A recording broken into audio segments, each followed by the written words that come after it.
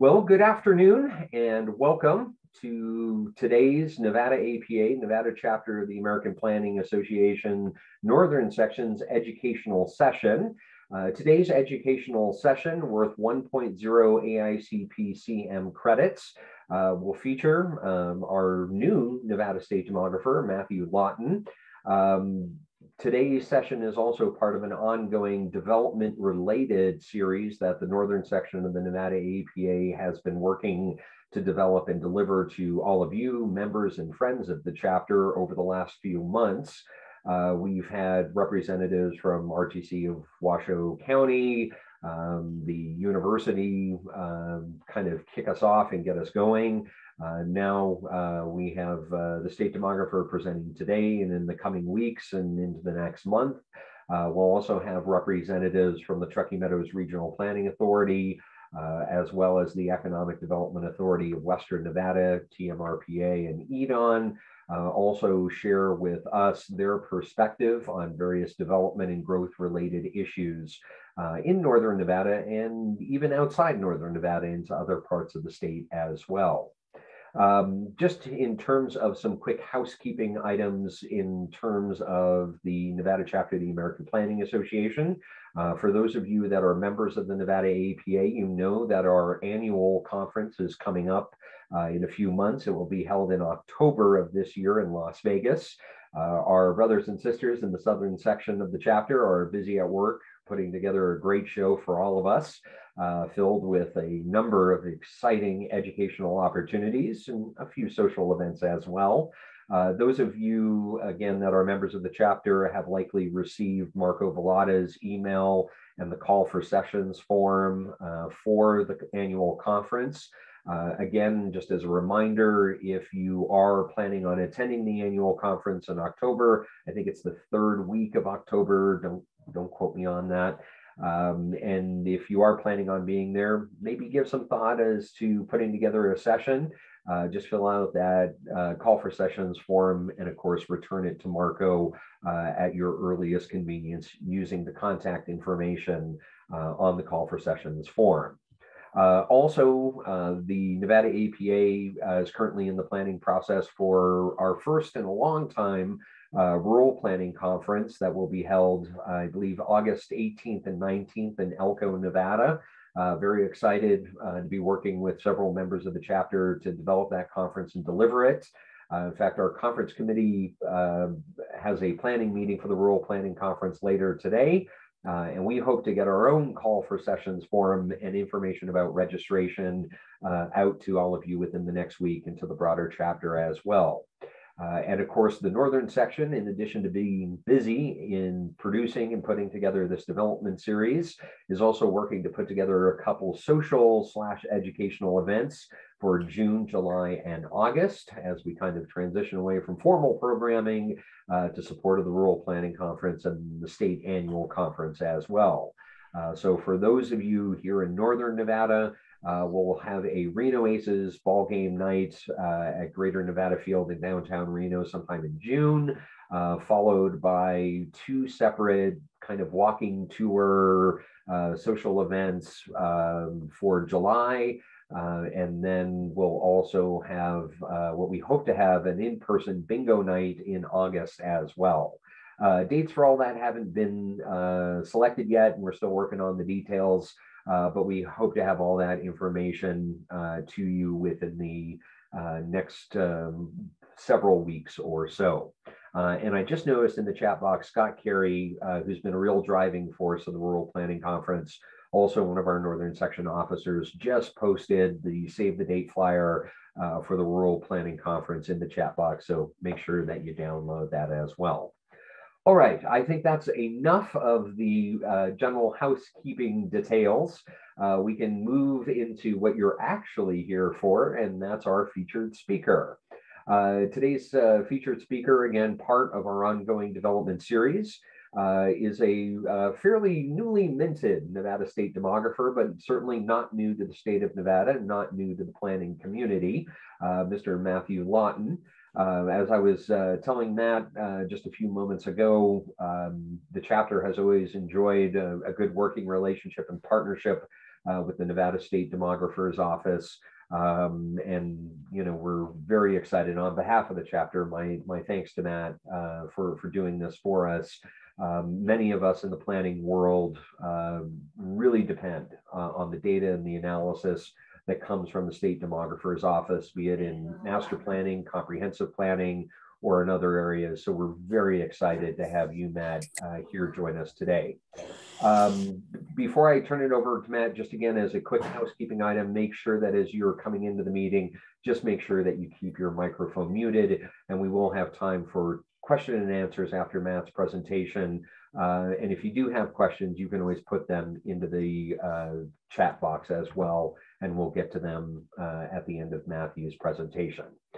So without any further ado and business and housekeeping items, Matthew, Nevada State Demographer, the presentation and the slides and the floor is yours, Matt. All right, great. Well, thank you, Dr. Steinman. And I see a lot of familiar faces on this presentation, folks I've worked with over the years throughout the state. So I feel like I have kind of a favorable home field crowd here. So that's good to see. So I am Matt Lawton. I'm the Nevada State Demographer. I've been in place for just about a year now in the position. I took over for Jeff Hardcastle, who I see is on the presentation as well, so no pressure for me.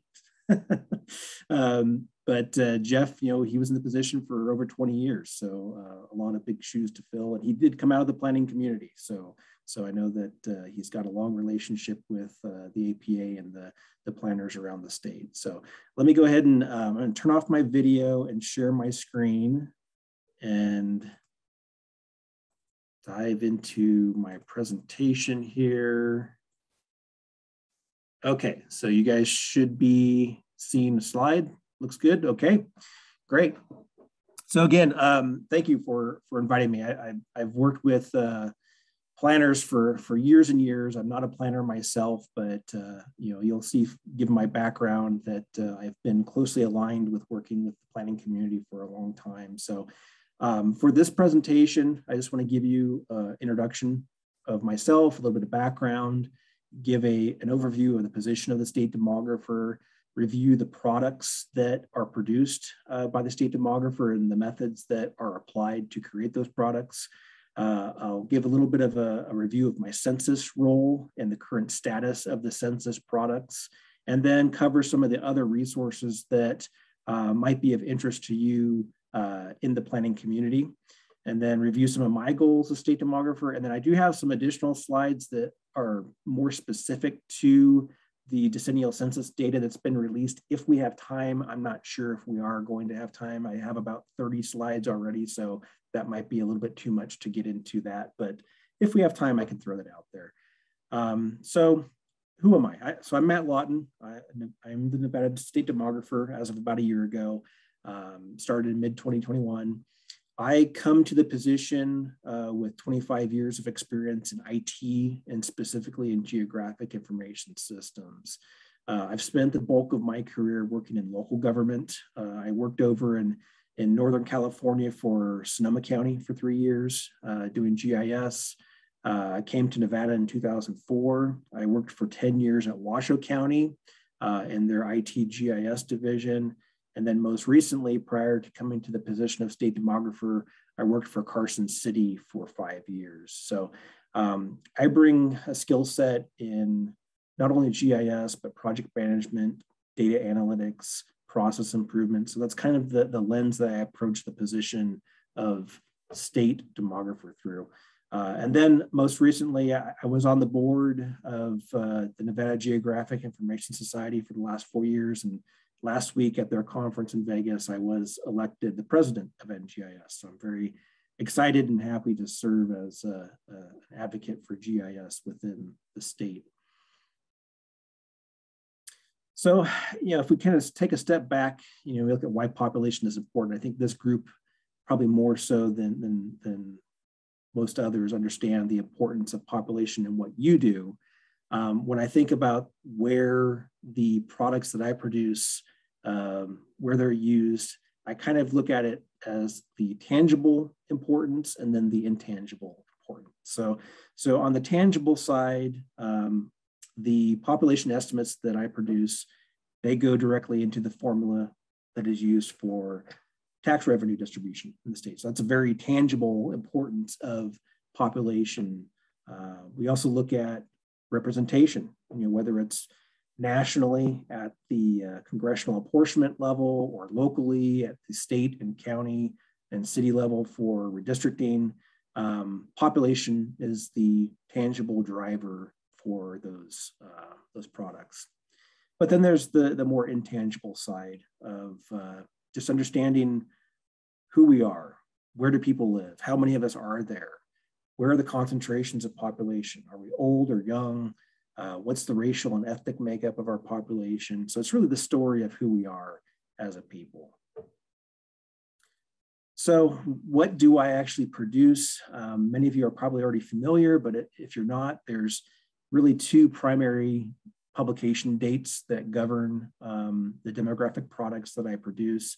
So every March 1st, I publish the annual population estimates for the state, the counties, the incorporated cities, and the unincorporated towns of Nevada. And these are certified by the governor on or before March 1st. I also produce population estimates for the various judicial townships around the state. These are legally defined areas within each county that have to do with the number of judicial seats. So unless you're dealing with that, you probably don't see those numbers. And then there's a 5-year series of population projections that are produced at the county level that are also released on March 1st. And then in the fall, I produce a longer 20-year series of population projections that are broken down by age, sex, race, and ethnicity. I have some other responsibilities. I am a member of the State Economic Forum's Technical Advisory Committee. So I serve on that committee when they convene. I also am charged with decennial census cooperation with the US Census Bureau and their build up to the decennial census. And then I also am the steward for statewide GIS parcel data, and also I receive housing unit counts from the local assessors each year.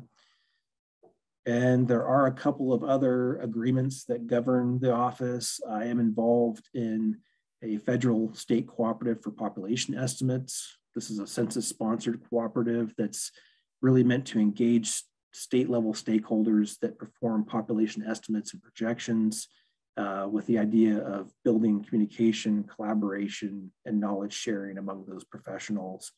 And then I'm also an affiliate with the State Data Center, which is another census-sponsored cooperative. And I'll get into some more details as to how the State Data Center fits into this a little bit later in the presentation. So this is kind of the timeline of the processes that govern the products that are produced by the State Demographer. I know it looks a little bit messy. I'm not going to go through all the detail of this, but basically what this is trying to show is that the demographic products are really organized into vintages for the products that I produce. That's about a 15-month cycle that starts on July 1st. There's not a lot that really happens on July 1st, but that's the date at which the population estimates are based each year. The ensuing weeks and months are then spent collecting data to draft those population estimates for the state and the subordinate geographies. You can see that to do the full product cycle, it takes 15 months. So the initial drafts are distributed to local governments for review and feedback on December 1st, which is 5 months after the estimate date. Those estimates then have to be certified by the governor no later than March 1st, which is 8 months after the estimate date. And then the last products are the 20-year projections with the age, sex, race, and ethnicity, which are released on October 1st. So that's the 15-month. So there is some overlap from vintage to vintage as these products are published. So how are the population estimates determined? So July 1st comes around. How do we get to a draft estimate on December 1st? So per statute, the population estimates are an equal average of two methods, two independent methods. One is the Nevada Regression Model, which is a statistical model that uses employment, labor force, school enrollment, and other variables to estimate population at the county level. And then that's equally averaged with the housing unit model, which uses housing unit counts, occupancy rates, and persons per household to calculate population for the counties, the incorporated cities, and the unincorporated towns. So the idea is that these two independent methods are equally averaged with the intention of canceling out any error that may exist between these two methodologies. So looking specifically at the regression model, the regression analysis, many of you are probably familiar with regression as a statistical method. Basically, it's used to determine the strength of the relationships between series of variables. It can estimate the next observation in a time series. So in this scenario, we're looking at population. So NRS dictates that labor force, employment, and school enrollment must be used. However, sometimes there's things that are happening in the world, like most recently, we see a lot of pandemic effects that may not accurately reflect the population growth within a community using just those variables. So fortunately, NRS allows the state demographer the discretion to supplement the regression model with additional time series data that might better align with the population. So some data that's available out there to be used are things like retirement income, which is reported by the Bureau of Economic Analysis. So this can be used as an analog for an aging population within an area. Local utility account growth is sometimes available and can be used. Specific sector employment might have a better statistical fit with population growth rather than total employment for a county. So that's the kind of data that can be used to supplement the regression model. There are some requirements. It has to be data that comes from a consistent, verifiable source. It has to be available at the county level. It has to go back to at least 1980. In fact, most of the data series that I use go back to the mid or early 1970s. And it has to be updated annually with preferably no more than a 1-year lag in the data. When the model is run, not every single data series can be used for every county. Usually there's typically like 3 to 7 runs that are performed in the regression modeling. They're then judged for statistical fit using scoring criteria, and then the best statistical fit is used for the regression side for that county.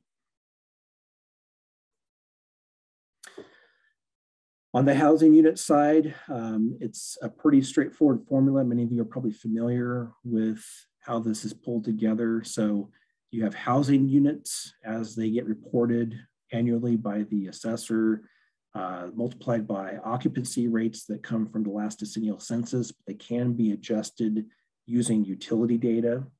And then that's multiplied by the persons per household, which also comes from the last decennial census. So that gives us estimates for the counties, the incorporated cities, the unincorporated towns, and the balance of county areas. So the premise here is that people live in housing units, whether it's single family homes that are detached or attached, units within multifamily dwellings, or mobile homes that have been converted to real property or are reported as personal property. So that's the data that I get each year from the assessors. They provide it to me by tax district, and they report it by September 1st. It's really important that these are accurate. You can imagine, especially for small population areas within the state, just a handful of housing units can affect the population calculation. So this is one area where all of you that are working in the planning community for local governments might be able to help with doing some accuracy checking on the data that's reported, particularly if you have permitting data or certificates of occupancy for specific areas, it's worthwhile to compare the housing unit change year to year that's reported from the assessor data to the increase in housing units that are reported through certificates of occupancy. And I can actually use C of O's as an adjustment to the assessor's counts if there's a discrepancy. So Clark and Washoe counties, they also do a housing unit model, but they actually perform that in-house.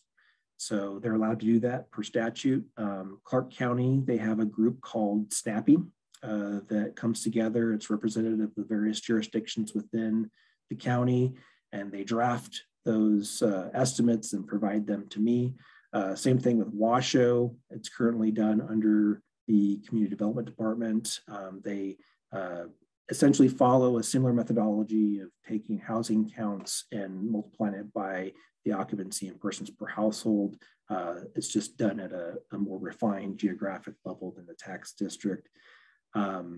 So they have to provide that information to me by November 1st so I can incorporate it into the averaging with the regression model. And so I basically serve as kind of an advisory role for those two counties in the creation of their housing unit model. It's not all about housing units. There's still population in other places, namely group quarters. So this includes institutions like correctional facilities, nursing homes, mental health facilities. It also includes non-institutional quarters like dormitories, military barracks, group homes, shelters. So these populations tend to not fluctuate dramatically. So the last decennial census group quarters counts are used unless there is updated count information available. Every county except Eureka and Story showed some institutional group quarters population in the 2020 census. I do get data annually from the Department of Corrections that provides prisoner counts as of July 1. Local stakeholders like yourselves, you may likely know administrators of group quarters facilities that might be able to provide updated annual population counts for their facilities. You may also interact with social services staff or other groups that might be tracking transient or homeless populations, maybe performing point in time surveys. So all of those contacts are helpful to me. I'd encourage you to reach out to me if you have contacts within your communities that might be able to help update the group quarters counts. Again, they're not going to dramatically affect the total population, but I look at it as more of just the due diligence of keeping tabs on these different populations within these facilities so that we can keep an up-to-date count of them. And there's also population that is outside of housing units and group quarters, so tribal areas. This is also a count that typically comes from the last decennial census, but I am in the process of reaching out to the various tribes around the state to review their census counts for both population and housing to make sure that they appear to be accurate. If you work closely with tribal governments in your jurisdiction, feel free to pass along contact information or make an introduction so that I can help work with them to ensure that we're getting accurate counts for those areas. And then an area that is one that really requires a little bit more tracking and enumeration is the daily, weekly, monthly motels and RV parks where there are full-time population residing in those locations. So this is population that may not be getting counted in the annual estimates. The census possibly counted those areas as housing units, but the assessors don't typically include those type of properties as residential housing units. These are typically commercial properties, so they may not be getting reflected in the counts. There may be local mechanisms in place to identify how many people are living full-time in these accommodations on July 1st. I know that some counties and cities have room tax abatements that are provided for individuals that are living in motels for beyond a certain period of time. So that might be one mechanism to be able to track this a little bit more closely.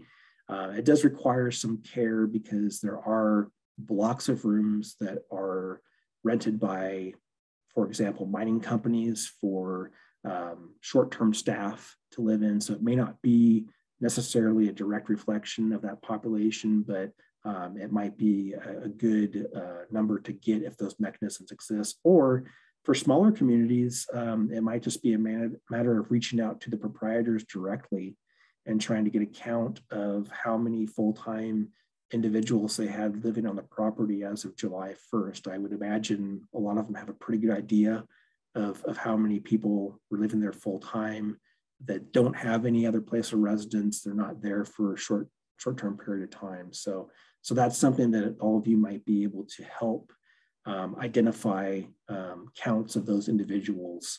And as I said, particularly for smaller population areas, that would be helpful. So shifting gears to the population projections. So the estimates are that point of time, July 1st each year. The projections are looking forward.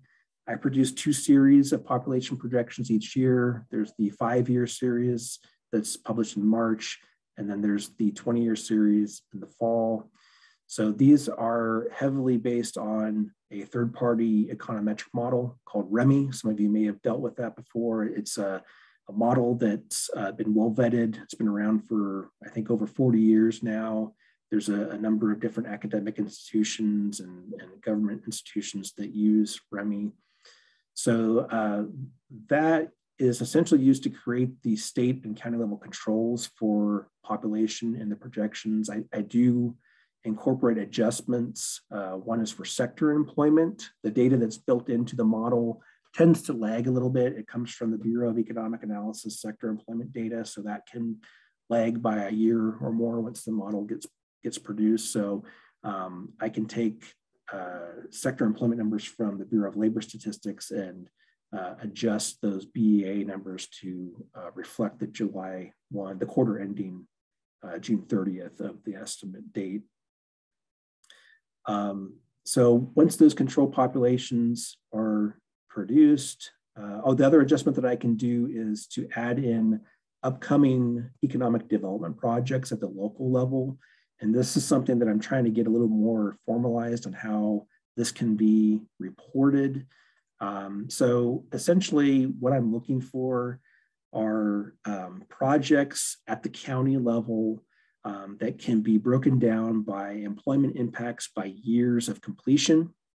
It would have to include direct employment impacts by industry sector and year. I'm talking about direct employment, so not the indirect impacts in other sectors. It would have to be new jobs created within the county, so not just movement of labor force that already is in place. There'd have to be some consideration for commuting patterns within the county. Where are the employees going to live, since we're a county population where people are living? So if they're living in adjacent counties, then there needs to be some reporting on the effect of that commuting pattern. I can't include information further out than 5 years, and I can't really include any supporting data that's older than 5 years. And when those projects are submitted to me, I have to kind of vet them a little bit. You know, I'm probably going to be asking if permits have been issued for the project. Are they pending? Have they even applied for permits? Has a project site been secured? Has it even been selected? So if the answer is no to all those questions, then I'll probably be inclined to say maybe we need to wait another year to see how this develops, just to make sure that any assumptions that are used in the econometric model for adjusting are defensible. And I'm actually working on a form that I'm hoping to be able to distribute later this year that will kind of define all these specific data points that are required for me to input these projects into the econometric model. So hopefully that'll help in the submission of that data for adjusting the projections. Age, sex, race, Hispanic origin. So these are produced in the fall. They're aligned to that 20-year projection control population that comes out of the econometric model. For the age portion, there's a methodology that's used to age forward the population based on reported birth data that comes from Department of Health and Human Services, and then survival rates that come out of life tables that are produced by the National Center for Health Statistics. And this estimates the change in population that is due to natural increase versus net migration. So it's basically the your basic demographic formula. Many of you probably are familiar with that. If you're trying to identify a population at a given point in time, you need to know what the population was in a preceding point in time, add in the natural increase or natural change, natural decrease is possible as well, and then the net migration. So the natural increase is the net births over deaths, and the net migration is immigration minus emigration. And then for the race and Hispanic origin portion, those are a reflection of the race and ethnicity of the birth mother in each county that are reported to me annually, and the birth rates for each of those cohorts is adjusted each year based off of that data and then projected over the 20-year time series. I know that was a lot of information for that slide, so I hope that was clear. Okay, so transitioning into my role with the census. So I do have a role to assist the Census Bureau with data gathering efforts and the buildup for the decennial census, but also with their other products that they produce. And I can give some more details of specific data points that all of you might have access to that would be helpful in communicating to the Census Bureau. I'm also involved with supporting count review initiatives to ensure data quality. I do report births and deaths annually to the census that I get from Health and Human Services. In reviewing those group quarters counts, that's another check that can be performed. And there's also an ability to provide housing unit overrides as well. So if there's any discrepancies in housing unit counts, they have a program for submitting those as well. And generally, I have a responsibility to facilitate access and dissemination of census data products in cooperation with the State Data Center, which I'll talk about here in a second. Okay, so I think this is probably why all of you are on this presentation. You're probably wondering about 2020 census. Where's the data? So this is somewhat hot off the presses. The census just updated the timeline of the product rollout about 2 weeks ago, maybe 3 weeks ago. So initially, when the Census 2020 products were going to be released, there were 5 different products that were part of that full rollout. So the first 2 have been released. The first one was the apportionment results. These were the state population totals. Those came out in April 2021 for the congressional apportionment. And then last August, we got the public law data that was to be used for redistricting at the state and local level. This was the block level geography data that included the population totals. It had voting age, so age 18 and over and under 18. It had the primary racial and ethnic categories, and then also some household information for occupancy, and then group quarters population by the major group quarters types. And then this year, we were supposed to receive the demographic profile, which was going to be more specific 5-year age cohorts. We were going to see sex information. We were going to see the age and sex by the race and ethnicity categories, and then more household information, such as family or non-family, relationship to householder, more group quarters information, and so forth. Well, that has now been pushed out another year. The census is not going to release the demographic profile until May of 2023. And they've decided to align that with the release of the 4th product, which is the demographic and housing characteristics file. That's going to have even more information, more cohorts on age, sex, race, and ethnicity, more household data, and group quarters data. So we're really not going to see anything more from the decennial data until a year from now. And then the final release is the detailed demographic and housing characteristics file. It's still a little bit unclear to what level of geography that's going to be made available, but they've broken that up into 3 separate releases now. So there's the DDHCA, which these are like the most complex cross tabular joins between population and households. So the DDHCA is going to include the population counts by sex and age for the full, I think there's 370 detailed racial and ethnic groups. This is where they get very specific down to nationality. So that's when we'll see that data. And then there's the B release, which is going to include more of the housing type or household type characteristics like tenure and household information broken down by those 370 detailed racial and ethnic categories.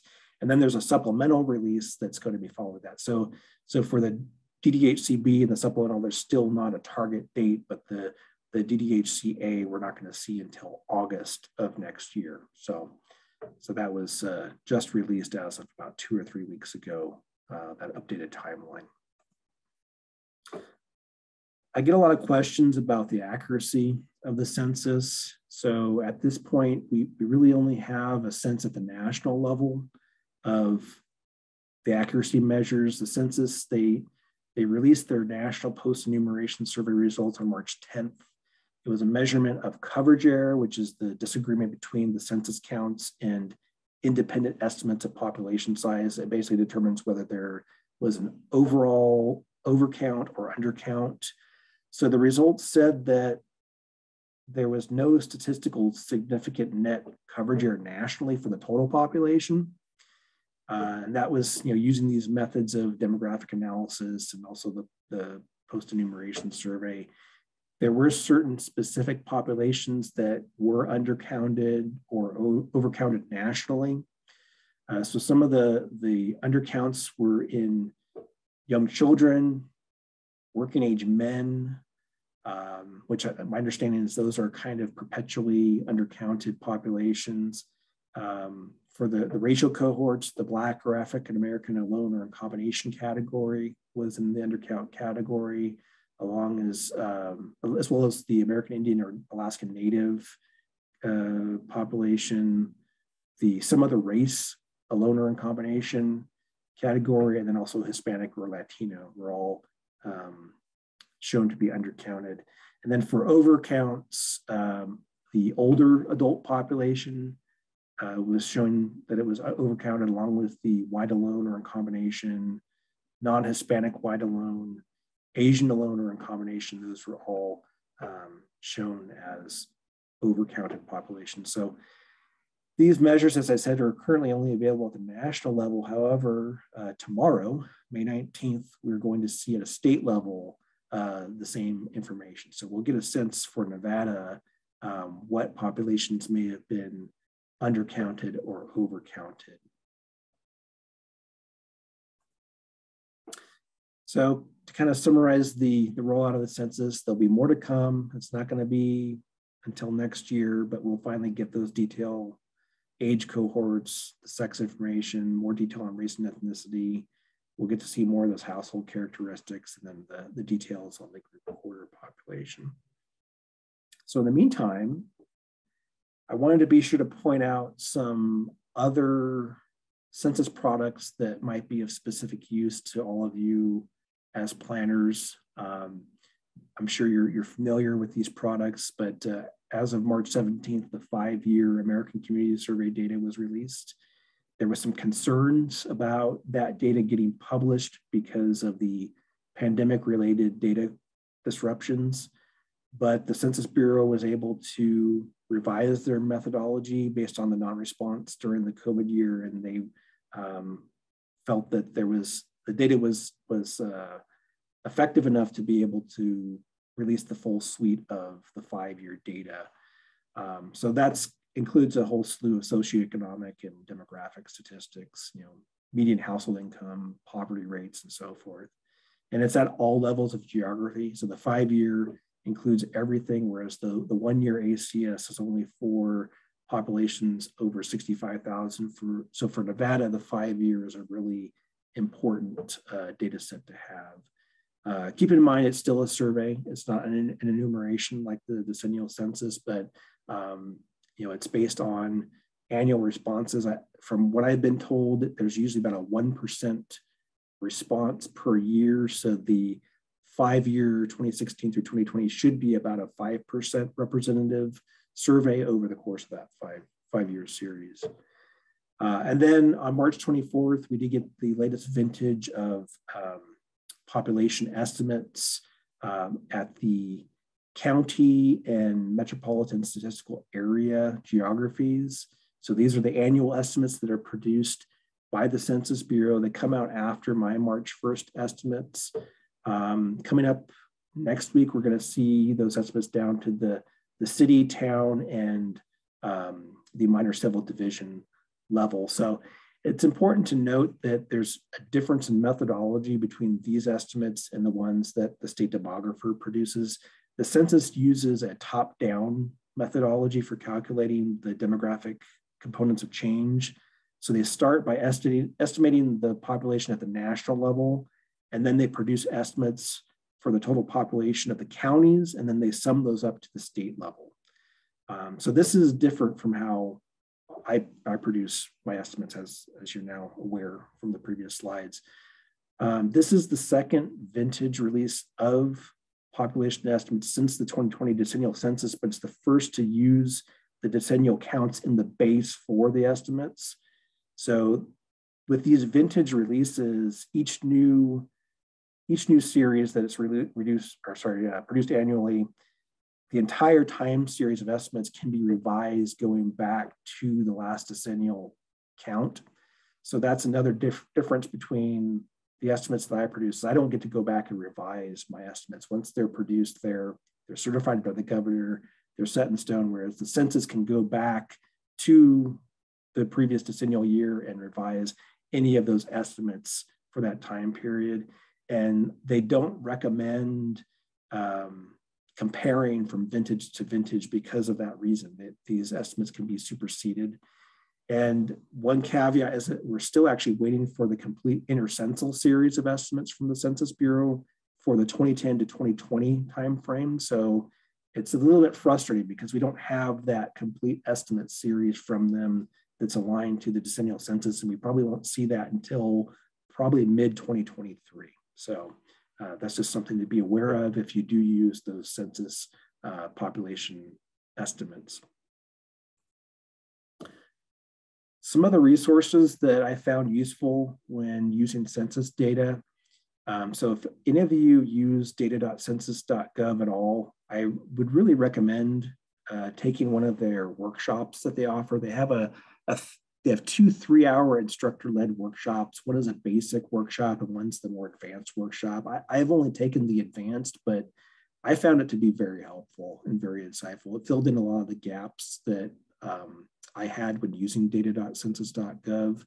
I think they offer these monthly, so it's definitely worthwhile if you have the time. If you don't have the time, there is a Back to Data Basics series that started back in January. These are 1-hour webinars, and they cover a variety of different topics, but many of them have been good, just kind of general reviews of products that the census produces. So I found that to be, I've watched about half of them that have been released so far, and they've all been very good. And then if you really want to save time, there is the Census Academy. These are short, typically less than 10-minute videos that they put out there on YouTube for very specific use cases. And you might be able to find some relevant information in those. They're very targeted. So I would encourage you to check those out. I do like if you're specifically looking at decennial data, I do like the demographic data map viewer that they put out there for the public law data. I found it to be useful for a quick way of finding data geographically. So if you're just looking for total population counts at the various geographies, or housing unit counts, or you want to see race and ethnicity data, I found it to be a nice tool. And then for things that are a little bit more complicated that maybe you're not able to find an answer, of course, you can reach out to me, but we do have a data dissemination specialist assigned to Nevada that works for the Census Bureau. So that person is available. If you have any more complicated requests or feel like you need to learn more about certain products and availability, I'd be happy to put you in touch with that person. Just reach out to me and I can get you in touch with them. And as I've been mentioning, we do have a state data center. And so this is a program that, again, is sponsored through the census as a cooperative. The goal is that every state should have a state data center under this program.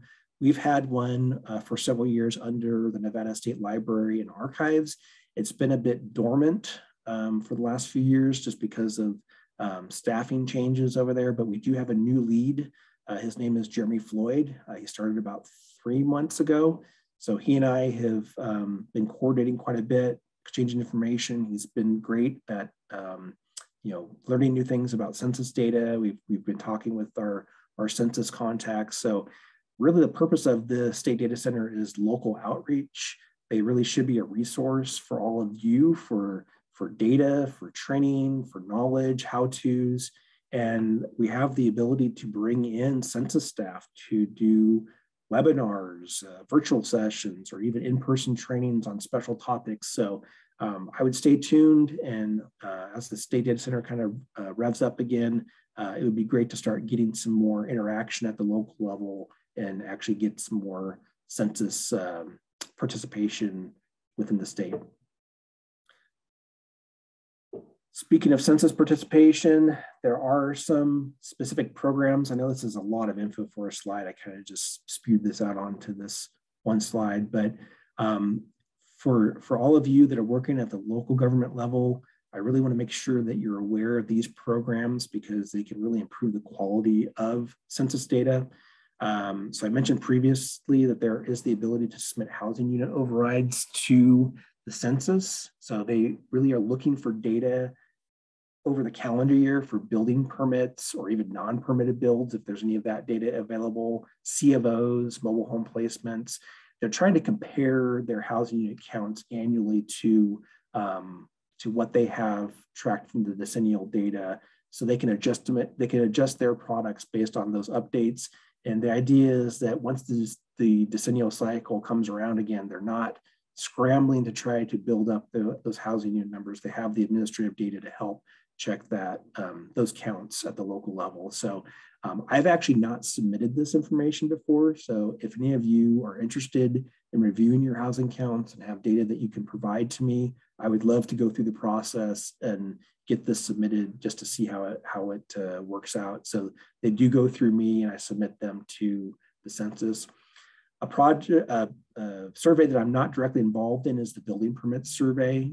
This is targeted for any permit issuing jurisdiction that's out there that issues 6 or more construction permits a year, which is probably any of them in our state.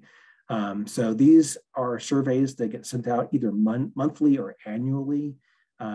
If you have not seen them come through your organization, they are probably going to the highest ranking building official, or possibly your county or city manager. So I would encourage you to just ask if your jurisdiction is participating in these surveys, because it does benefit your jurisdiction to participate, because the census uses that data for their economic indicators and their real estate market analysis products. So it's going to help provide more accurate data through the census. And then the last one is the boundary and annexation survey. I'm sure many of you have probably run into this. If there's any boundary changes within your jurisdiction, whether county, incorporated area, tribal, then these need to be submitted to the census each March 1st if they went effective the prior calendar year.